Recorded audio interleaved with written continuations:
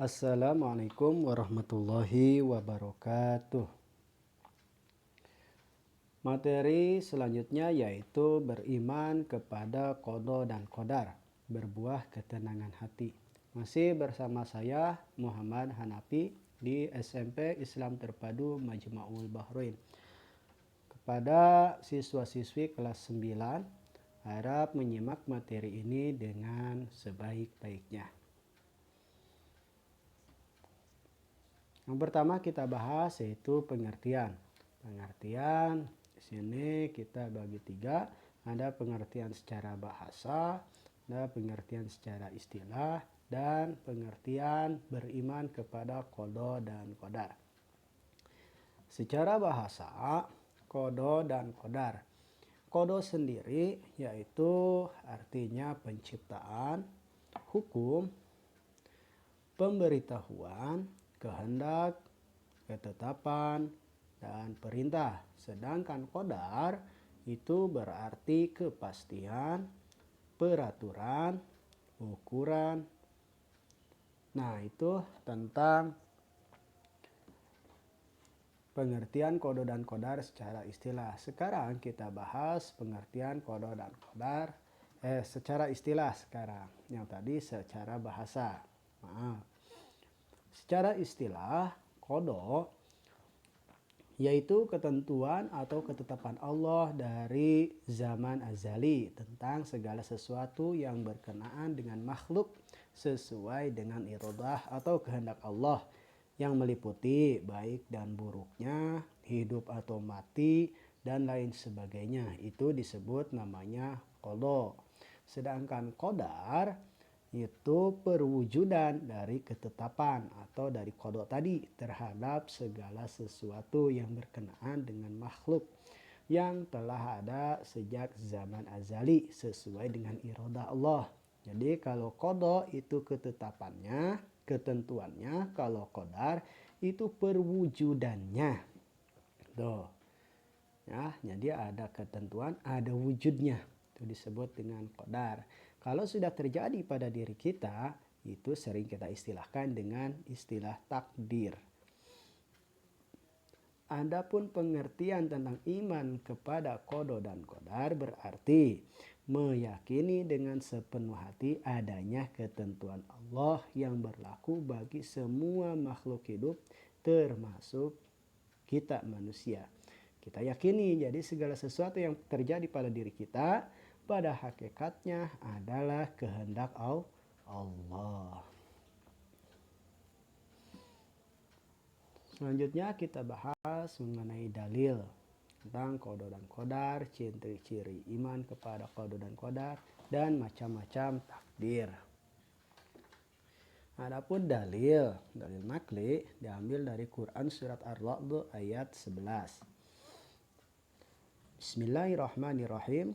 Lahu mu'aqibatu min baini yadayhi wa min khalfihi yahfazunahu min amrillahi innallaha la yughayyiru ma biqaumin hatta yughayyiru ma bi anfusihim wa idza aradallahu biqaumin su'an fala maradda lahu wa ma lahum min dunihi min wal. Adapun Quran surat Al-A'la ayat 3, walladzi qaddara fahada. Nah, ini dalil nakli diambil dari Quran. Selanjutnya yaitu tentang ciri-ciri beriman kepada qada dan yang qadar. 1. Yakin pada sunatullah, bahwa segala yang terjadi pada diri kita itu adalah sunatullah. Ya. Semuanya telah ditetapkan oleh Allah. Yang kedua, menyempurnakan ikhtiar dengan tawakal. Ya, kita ketahui segala sesuatu ditetapkan oleh Allah. Tapi tetap kita harus ikhtiar, berusaha dengan sungguh-sungguh. Dan diakhiri dengan tawakal kepada Allah. Menyerahkan segala sesuatu kepada Allah. Fa'idha azamta fatawakkal ala Allah. Yang ketiga, senantiasa berikhtiar yang terbaik. Jangan mengambil jalan pintas. Kita mau nilai kita bagus, tidak dengan cara mencontek, tetapi dengan belajar yang sungguh-sungguh.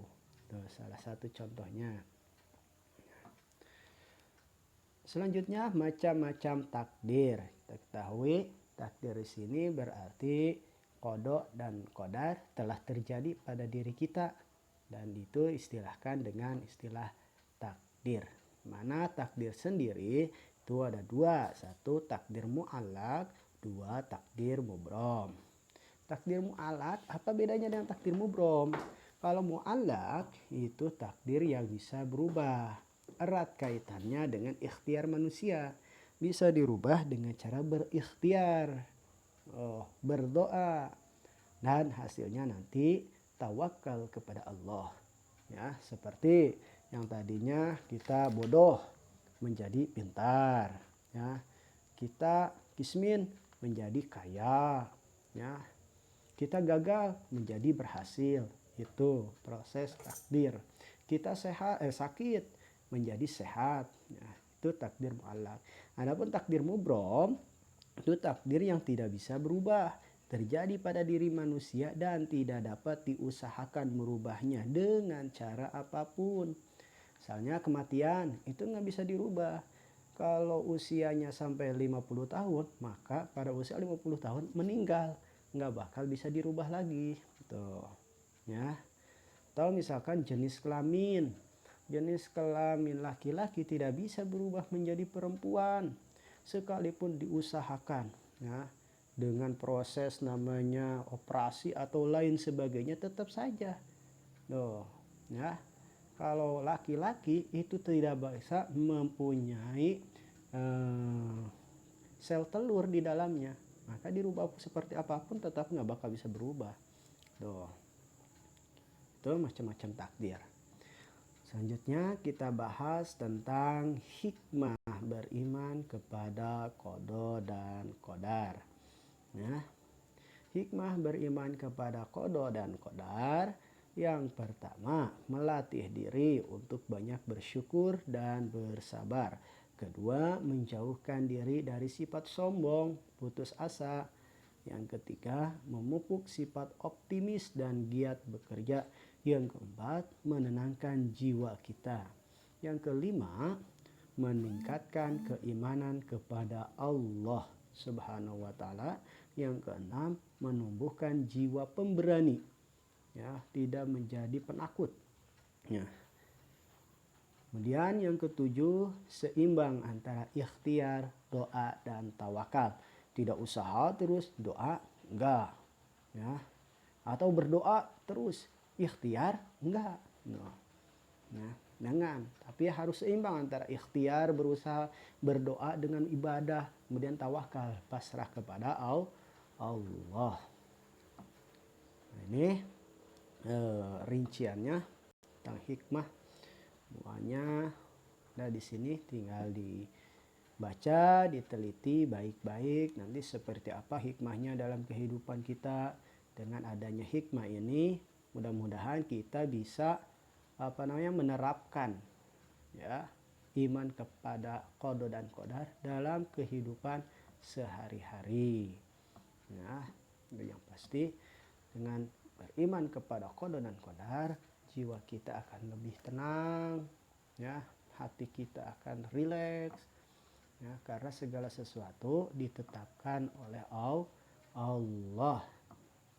Adapun contohnya, nah, bersyukur ketika mendapat nilai yang memuaskan. Ya, bersyukur, tidak sombong, ya.